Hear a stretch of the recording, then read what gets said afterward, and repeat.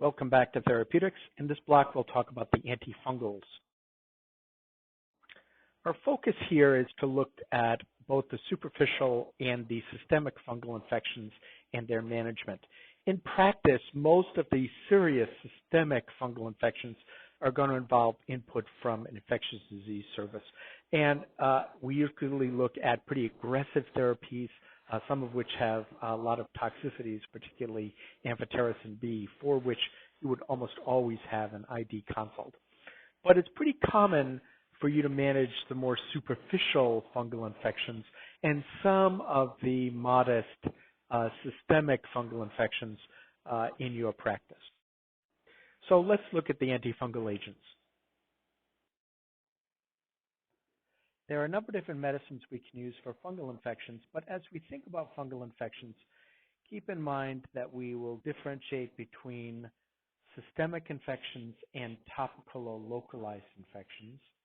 And then for the systemic infections, we're going to then further divide them into whether they're in a patient who's immunocompromised, and therefore we're going to call them opportunistic infections, versus less commonly seen non-opportunistic infections in folks who have reasonably good immune status.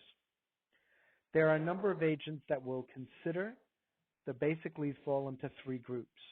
The first one we'll list is actually probably the last one we use, is amphotericin B. Amphotericin B is for life-threatening systemic fungal infections.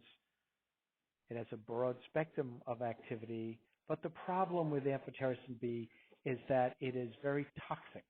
In fact, the toxicity is so significant that we often call it amphoterrible. The more commonly used antifungal agents are the azole antifungals. We'll talk more about those. Those are good depending on the specific azole antifungal for Candida and for a few other pathogens as well. We'll go through those. The downside, the good side to azoles is that there's not a lot of toxicity associated with them. The downside is where toxicity happens are related to drug interactions. Azoles have lots of interactions, particularly with the cytochrome P450 enzyme agents that are affected by cytochrome P450. The third group are the echinocannins, which are used as alternatives to azole antifungals, particularly in certain conditions where the azole doesn't cover that pathogen very well, but we're not at the place where we need amphotericin. Let's first look at amphotericin B, and we'll spend a little time talking about this. In clinical practice, it's unlikely you're going to see amphotericin B unless you work in a tertiary hospital or you work with immunocompromised patients as part of an infectious disease service. So we try not to have to rely on amphotericin B unless we have to. It's very broad spectrum for fungi, but the problem is that it's very toxic, and one of the major toxicities is kidney damage. And so because the toxicities are so severe and the side effects are so severe, we really limit it to when nothing else will work, or it's a life-threatening infection where we can't afford to take the chance of using a different antifungal.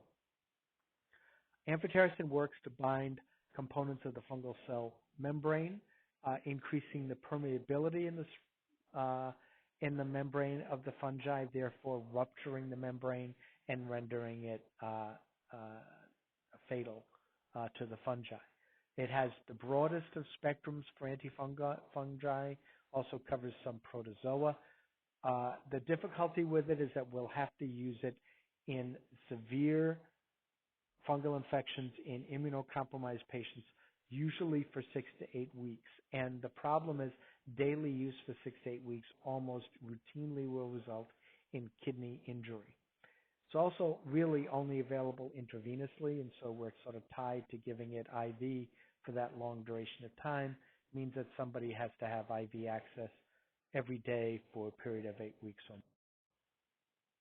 Adverse effects associated with it include infusion reactions. We'll see fever, chills, rigors, nausea, and headache. We also have kidney toxicity directly to the kidney. We worry about its combination use with other nephrotoxic drugs, We have to check folks' kidney function on a weekly basis. We need to look at least weekly. Often we'll do it more often than that.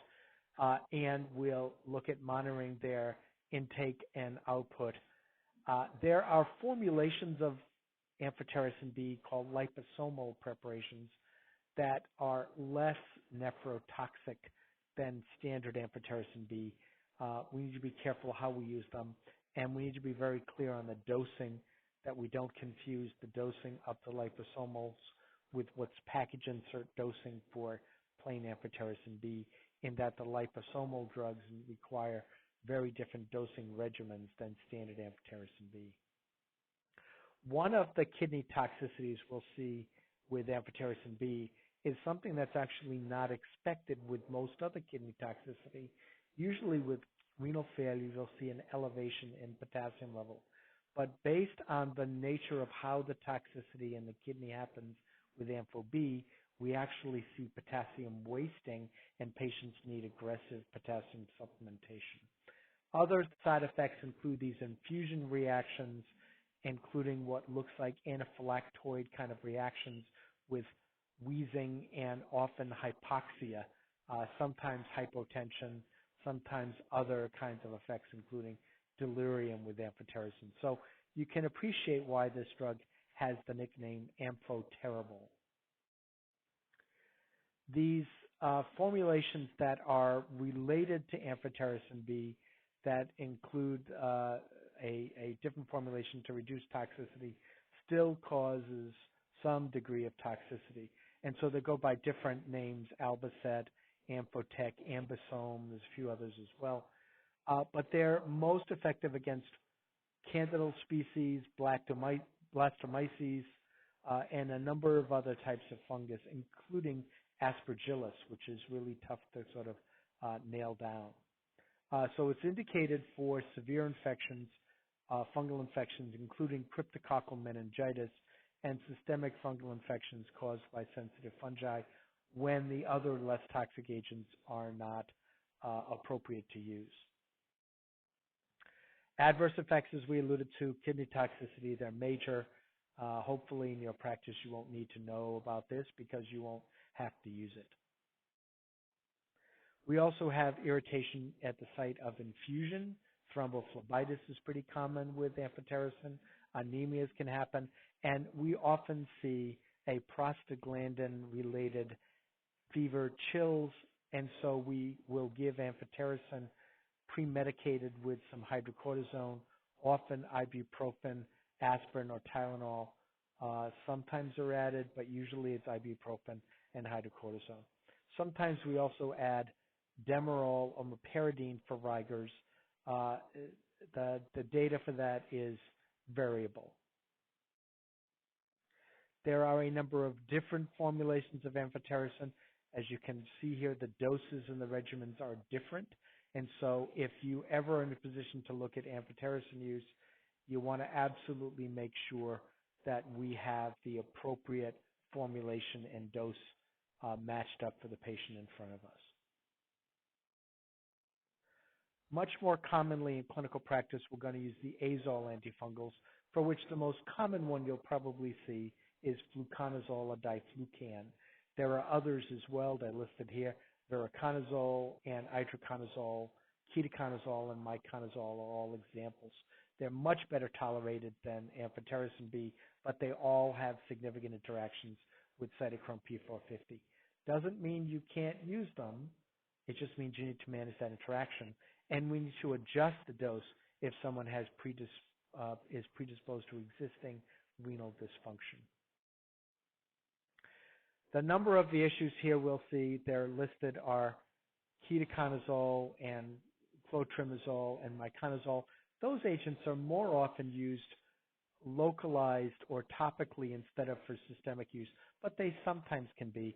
The one at the bottom is really the agent that's used for fluconazole is used most commonly orally, and it can be given as a single dose for vulvovaginal candidiasis, or in shorter courses of therapy for oral pharyngeal candidiasis. For other kinds of infections, sometimes we need to give a longer course, and higher dose for ketoconazole. The newer azole antifungals are listed here. Voriconazole is probably the one I see as the most common alternative to fluconazole. Their spectrum based on species slightly vary, but you'll see that, for example, itraconazole and voriconazole have a slightly broader spectrum in that they cover aspergillus and a few other species as well.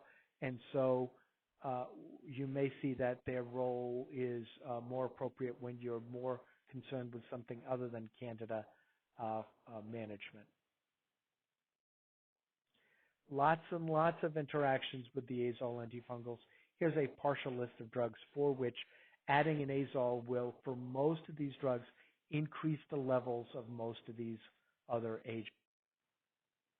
Finally, the last group of agents, capsofungin or micafungin or flucytosine, are all alternatives to the azole antifungals for some specific mycotic infections.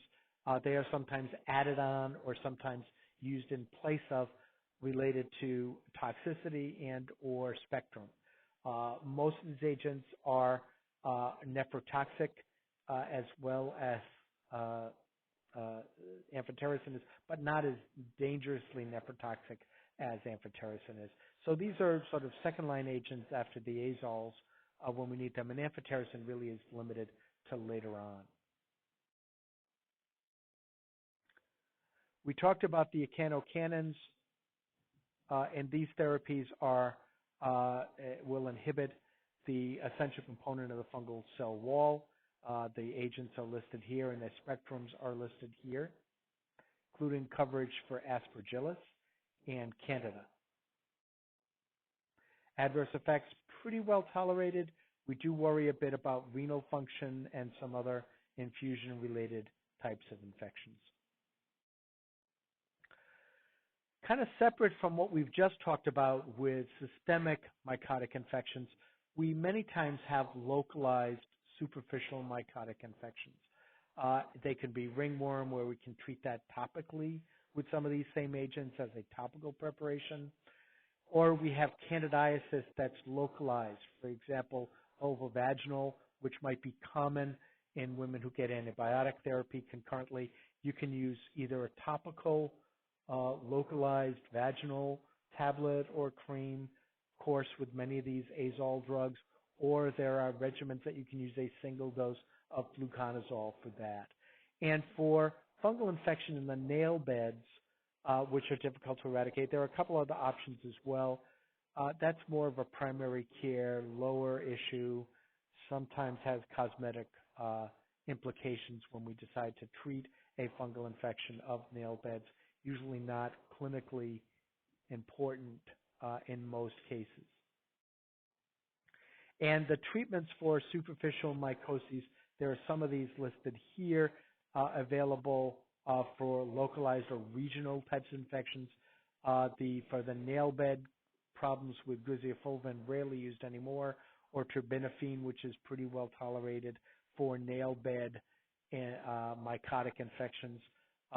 Those are reasonable to consider, weighing the risk and the benefit of its treatment and some side effects. And we also have either nystatin or clotrimazole used as an oral formulation for oral candidiasis. And those are pretty commonly used in practice, don't have a lot of adverse effects, aren't really absorbed to a great extent orally, and so for oral candidiasis are a reasonable treatment choice. So as we think about antifungal agents, think about the spectrum of activity of the antifungals and where they fit for what types of infections.